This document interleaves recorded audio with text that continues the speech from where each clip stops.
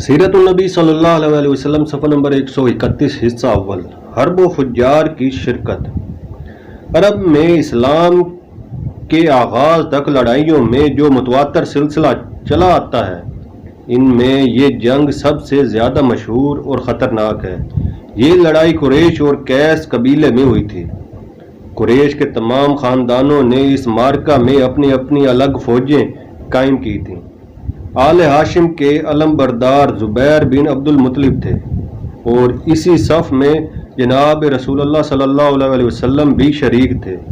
بڑے زور کا معرکہ ہوا۔ اول قیس پھر قریش غالب آئے اور بالآخر صلح پر خاتمہ ہو گیا۔ اسی لڑائی میں قریش کا رئیس اور سپہ سالار حرب بن امیہ تھا، جو ابو سفیان کا باپ اور امیر معاویہ کا دادا تھا۔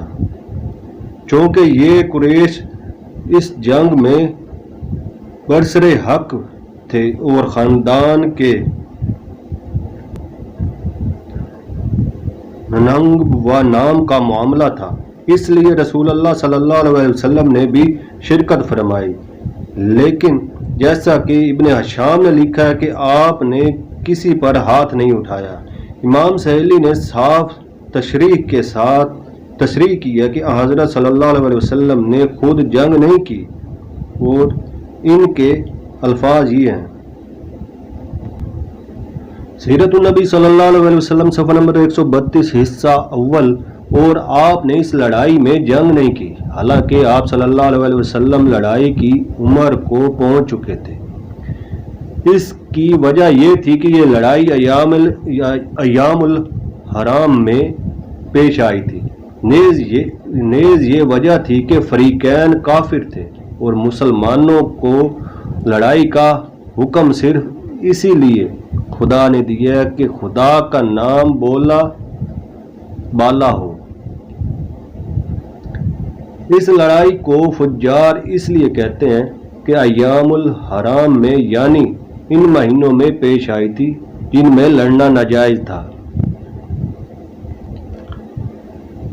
سرخی حلف الفضول، لڑائیوں کے متواتر سلسلے سے سینکڑوں گھرانے برباد کر دیے تھے اور قتل اور سفارکی موارثی اخلاق بن گئے تھے۔ یہ دیکھ کر بعض طبیعتوں میں اصلاح کی تربیت پیدا ہوئی۔ جنگ فجار سے لوگ واپس پھرے تو زبیر بن عبد المطلب نے، جو رسول اللہ صلی اللہ علیہ وسلم کے چچا اور خاندان کے سرکردہ تھے، یہ تجویز پیش کی۔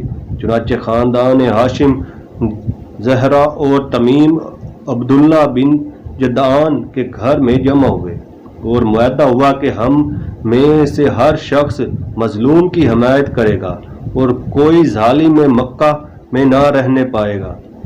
حضرت صلی اللہ علیہ وسلم اس معاہدے میں شریک تھے اور عہد نبوت میں فرمایا کرتے تھے کہ معاہدے کے مقابلے میں اگر مجھ کو سرخ رنگ کے اونٹ بھی دیے جاتے تو میں نہ بدلتا، اور آج بھی ایسے معاہدے کے لیے کوئی بلائے تو میں حاضر ہوں۔ اس معاہدے کو حلف الفضول اس لیے کہتے ہیں کہ اول میں اس معاہدے کا خیال جن لوگوں کو آیا ان کے نام میں لفظ فضیلت کا مادہ داخل تھا، یعنی فضیل بن حرس، فضیل بن وعدہ اور مفضل۔ یہ لوگ جرہم اور قطورہ کے قبیلے کے تھے۔ اگرچہ معاہدہ بیکار گیا اور کسی کو یاد بھی نہ رہا، چنانچہ قریش نے نئے سرے سے بنیاد ڈالی، تاہم بانی اول کو نیک نیتی کا یہ ثمر ملا کہ ان کے نام کی یادگار اب تک باقی ہے۔ نمبر 1 طبقات جلد اول صفحہ 82۔ نمبر 2 مستدرک جلد دوم صفحہ 220 سین۔ نمبر 3 لیکن امام سہیلی نے مسند حارث بن اسامہ سے ایک حدیث نقل کی ہے جس سے ثابت ہوتا ہے کہ یہ نام اس لیے پڑا کہ اس معاہدے میں یہ الفاظ تھے: تردال فضول الحالہ